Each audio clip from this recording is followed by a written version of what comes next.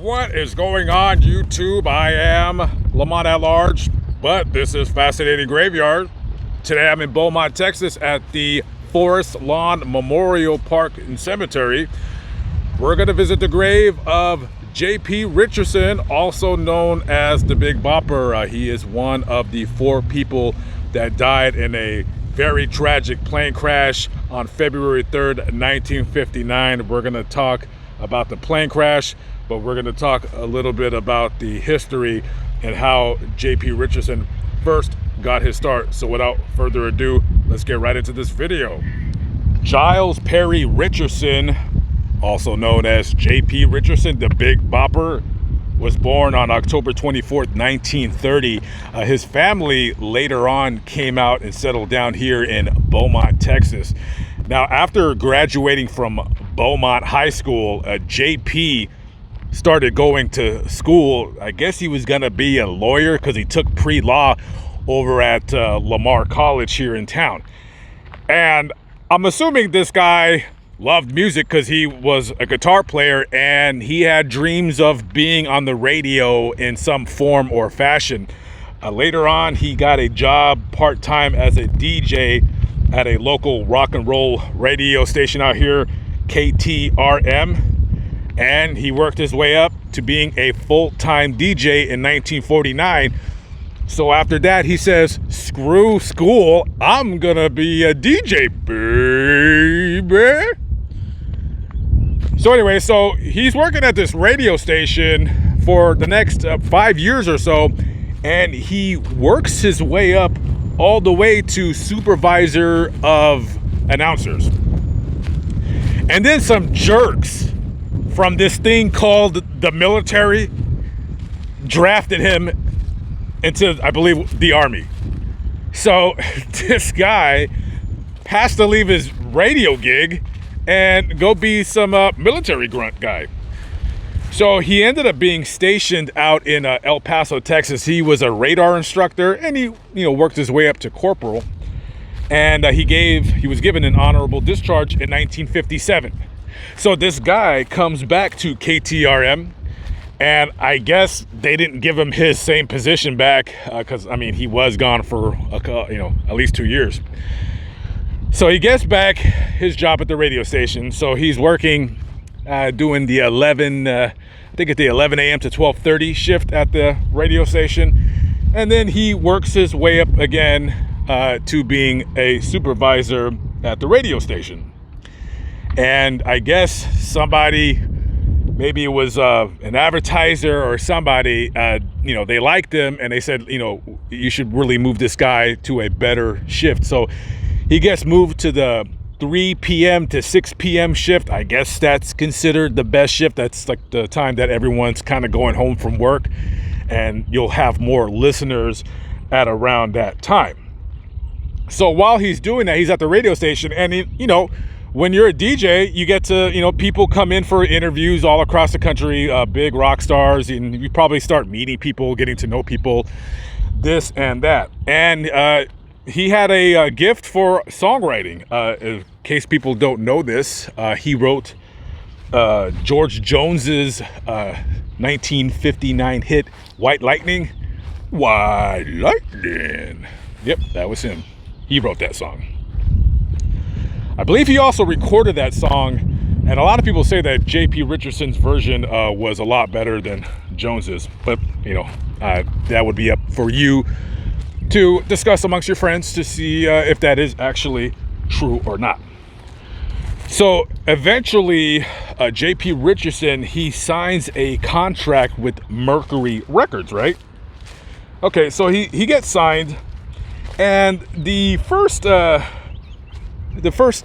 single that he had was Beggar to a King. That flopped. Man. Ain't nobody like that damn song. So he said, oh no. Yeah, that ain't no good. So he had another ace up his sleeve, so to speak. So he had a song called Chantilly Lace.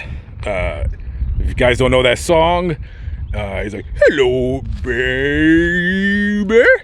And then he's like talking on the phone to this girlfriend and telling her how much of a player he is. Well, at least a player in the 50s. And So he has this song, Chantilly Lace, and that didn't hit either. Well, for a while, it kind of was stagnant. And then slowly but surely, it started getting airplay on different radio stations across the country.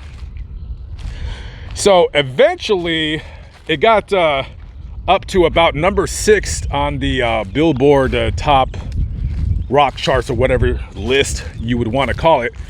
And it was getting pretty good radio play for 6 months. So that was a pretty famous song.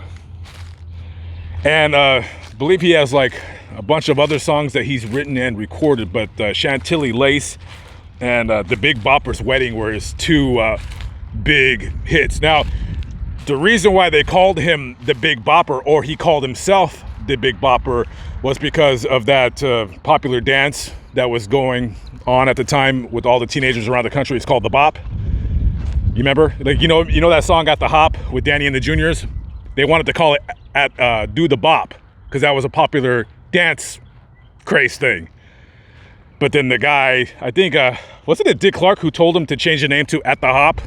Well, anyway, so I'm not saying he got the name from Danny and the Juniors, but the Bop was a craze. So he's like, I'm the Big Bopper. And he was immensely popular here in Beaumont, Texas.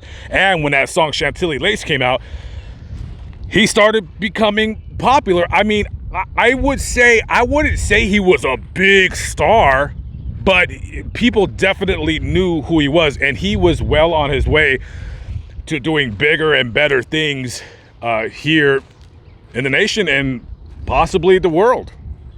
J.P. Richardson was destined for fame and stardom. This guy had the look, he had the voice, and, I don't know if he was looked upon as some kind of like a sex symbol, because that really wasn't his character. Yeah, he was a very good looking guy, but he was also married to a woman and he had a child. And also at the time of his death, his wife was pregnant, which would soon be his son.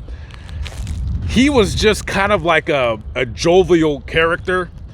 And I think that's what people kind of gravitated towards him, is that he's kind of maybe like poking fun at himself as being a ladies' man or whatever. Now, is this guy gonna, replace Elvis Presley as, the next big thing? A lot of people say that was supposed to be Buddy Holly, who unfortunately also died in this airplane crash. But, J.P. Richardson, he definitely had the voice. He definitely had the look. I personally think that if he had changed his demeanor and his image to being one of being like more serious, he could have been a way bigger star. Another name comes to my mind, Jerry Lee Lewis. That guy was supposed to definitely take over for Elvis Presley, not Buddy Holly. It was supposed to be Jerry Lee Lewis. But when they discovered that little thing with him, like, oh, you kind of married your cousin. She was kind of underage, kind of 13, 14 years old, whatever she was. It's kind of the same thing. You're a creep. And that pretty much ruined his whole career. So let's talk about what led up to the unfortunate and very, very tragic plane crash that would take the lives of 4 young men. So Buddy Holly at the time was a pretty big rock and roll star, and I don't think he was making the money that he thought he was making. Back in those days, man, everybody was a shyster. And this guy, Buddy Holly, is pretty well known overseas, and he's about to be even a bigger star overseas, because after he's done with this tour that he's going on with, he's going to head overseas and start making some big money. So he gets together with Richie Valens, Dion and the Belmonts, and J.P. Richardson. So they have this tour going on in the Midwest, right? Now, here's the problem. This tour was very, I'm going to say it was not planned out very well. First of all, during the months of the tour, the Midwest was experiencing some really bad weather, and oftentimes there was more snowstorms than normal. And granted, these guys were big stars. Buddy Holly, in my opinion, maybe I could be wrong, the biggest star, and I'm pretty sure he's the one headlining the tour. But you have Richie Valens, who has that song Donna, that is very, very popular. And of course, you have his other song, La Bamba. And then you have J.P. Richardson. And then you have Dion and the Belmonts. So Buddy Holly, his band consisted of a man, some of you guys well know, Waylon Jennings. Anybody know Waylon Jennings? And Tommy Alsop. He had a drummer, I want to say his name was Carl Bunch, right? So that was his band. But the problem with that tour was that, first of all, these guys didn't have a lot of money to put out of their pockets to pay for the tour.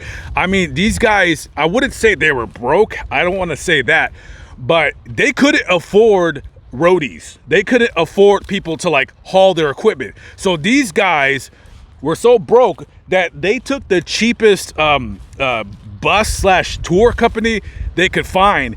So the buses that they were on, when they were going from location to location doing all of their concerts, these were rat trap, old, dumpy school buses that they were riding on. I don't even think there was a bathroom on board. And half the time, these things were breaking down. Oh, and you're driving in 20-degree, 15-degree weather. Yeah, we don't have any heat. There's no heat on these buses. They're breaking down. They're rickety as hell. The seats are very uncomfortable. I mean, these ain't even seats that we have nowadays on buses that go around the country. These are just super, super uncomfortable seats. So these guys, they're going around in this dilapidated bus. And J.P. Richardson catches the flu. He catches the flu. Richie Valens is sick. These guys are miserable. They hate these buses, right? They hate these buses. So on the night of February 2nd, 1955, they get done doing their concert. And, you know, Buddy Holly, he's getting tired of the bus thing. So he decides, you know, because he has a little bit of money. So he decides to hire or charter a plane, okay, to take him to the next location so that he can get, you know, basically he can fly ahead of everybody, kind of rest, wash his clothes, just take it easy, get off those horrible buses. So he charters a plane that was supposed to be flown by Roger Peterson, 21-year-old pilot, kind of dicey. A young pilot like that. And this guy had just got done working a 17-hour shift. I don't know if these guys knew that or not. Anyways, so originally on the plane, it was supposed to be Buddy Holly, Waylon Jennings, and Tommy Alsop. These buses, remember when I said that the heat didn't work? One of it, I think Carl Bunch, who was the drummer for Buddy Holly, actually got frostbite and had to go to the hospital. So for the last few concerts, Richie Valens would be drumming for Buddy Holly, and then Buddy Holly would be drumming for Richie Valens. I mean, this was just a miserable experience to be on this tour because of all of these, because these terrible buses. So again, the original people supposed to be on that plane, other than the pilot, was Buddy Holly, Waylon Jennings, and Tommy Alsop. Now, Richie Valens, like I was saying before, he's kind of sick. He ain't feeling too hot. So he keeps asking Tommy, he's like, hey man, can I just switch seats with you? Can you ride on the bus and I'll take the plane? And Tommy's like, let me think about that. No. And he kept like bothering him all throughout the night. He's like, man, come on, man, let me get on that plane.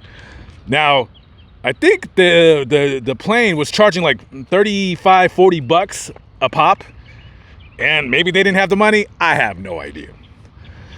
So Tommy is like kind of getting tired of Valen's like pestering him about getting on this plane.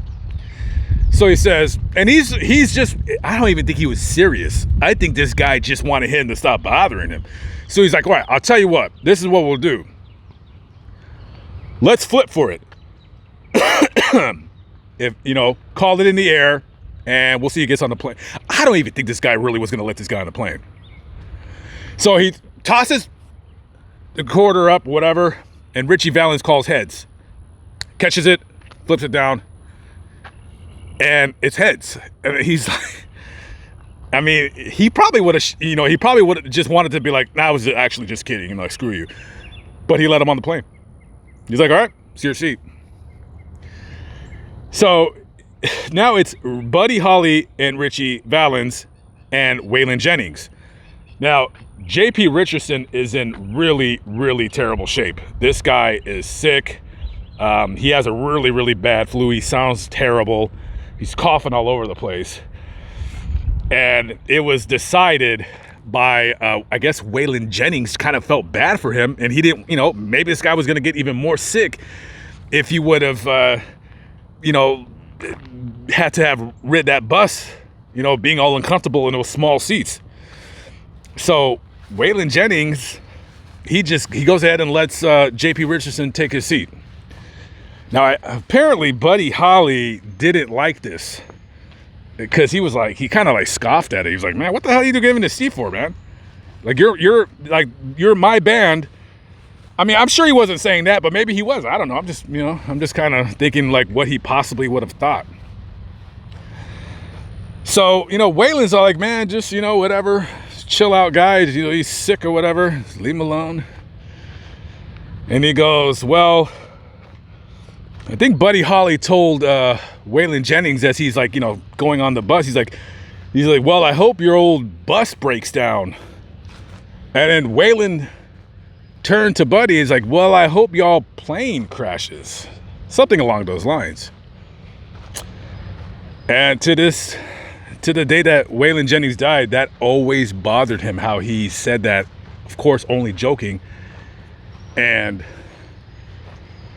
that actually taken place. So the plane takes off just before 1 a.m. It leaves the airport and taxis off. Now, remember, this pilot, Roger Peterson, he's only 21 years old and he just worked a 17-hour shift.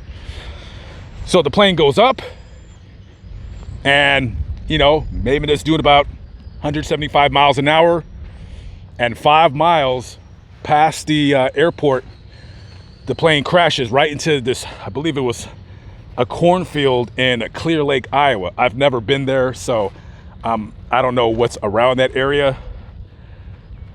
And just, bam, everybody was killed instantly.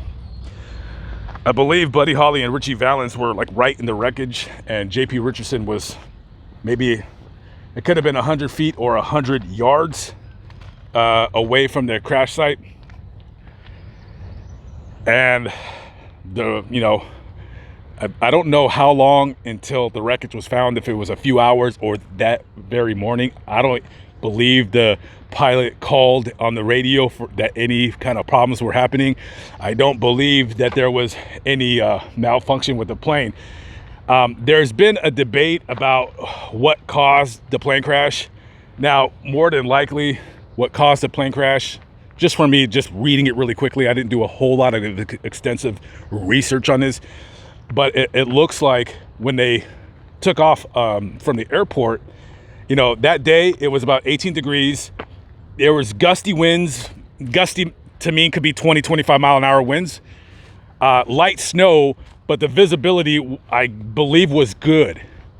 And I believe possibly the snow, how the snow was falling, and the pilot being tired and inexperienced, I'm guessing that, and they're guessing as well, that the pilot got disoriented and thought that he was, flying up into the air when he was really flying down to the ground. So the plane didn't have any known malfunctions, mechanical failures, nothing like that. And they all died instantly. And that is what happened. That is known as the day that the music died, is with those 3 guys.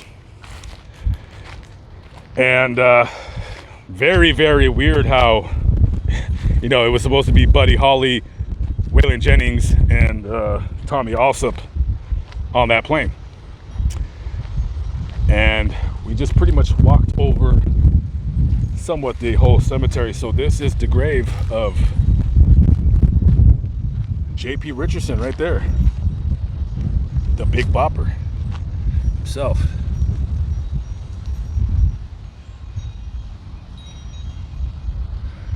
Very, very sad that this guy was cut down. He was only, 28 years old? Yikes. This was his wife at the time, Adrienne, her last name is Wenner now. Maybe she got remarried, but that was his wife. She was 7 months pregnant when he died.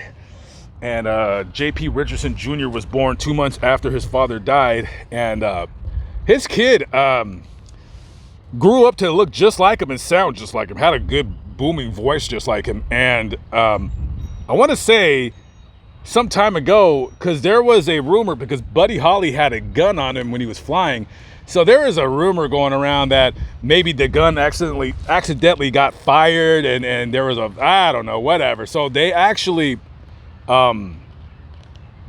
they disinterred J.P. Richardson, and they did another autopsy. And his son was there when they exhumed his casket. And, to look at his dad dead in the ground for, almost 50 years at the time, he said for what it was, that he was still in remarkably good shape, other than what the accident probably did to him. So they ended up doing the autopsy, and he had basically the examiner said that he had fractures from the bottom to the top, and he said that he died instantly. So there was no gunshot or anything like that. So I don't know why they did it, whatever. But his son ended up dying pretty young at 54. He died of, I think he had a heart attack. He was a pretty heavy set guy. So it's not good to be carrying that kind of weight on your frame, when you get older. And I know that as well. Trust and believe, I know that as well.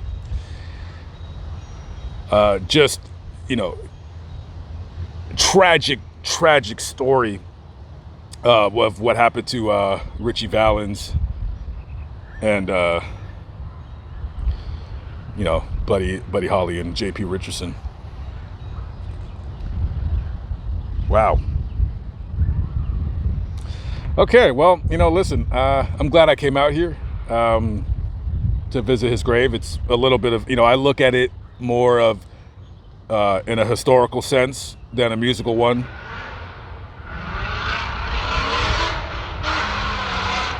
By the way, if you're coming out here, please be careful of this neighborhood. This cemetery that the neighborhood is in is an absolute ghetto dump.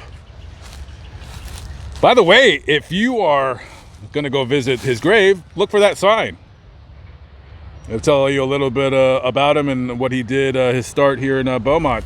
And also, man, if you see this empty, guys, man, bring a suet cake with you for the birds, please. Please, come on. Because we all know when it comes to feeding birds and leaving bird feeders everywhere, y'all know that's what I like. That didn't come out very good. Okay, guys. I don't know if I'm going to do the other guys' graves. I don't know yet. Buddy Holly is buried in Lubbock. I don't have a plan on going over there. I was more so attracted to this part of the story because, to me, J.P. Richardson, not that people ignore him, but I think that he was like the lesser known of the three. My opinion. Again, guys, I wasn't alive in the 50s. I don't know. That's just from me reading up on it. So I just wanted to give him a little bit of shine, and visit his grave. And, Buddy Holly, he killed at such a young age. I think he was 22. And was going to be, was already a very big star. At the time of his death, Buddy Holly he had already been on the Ed Sullivan Show a couple times. So, in my personal opinion, if you get on that show, you're pretty much a big star, especially if Ed Sullivan asks you to go back on there again. So, yeah. Am I just like rambling now? I think I'm just rambling.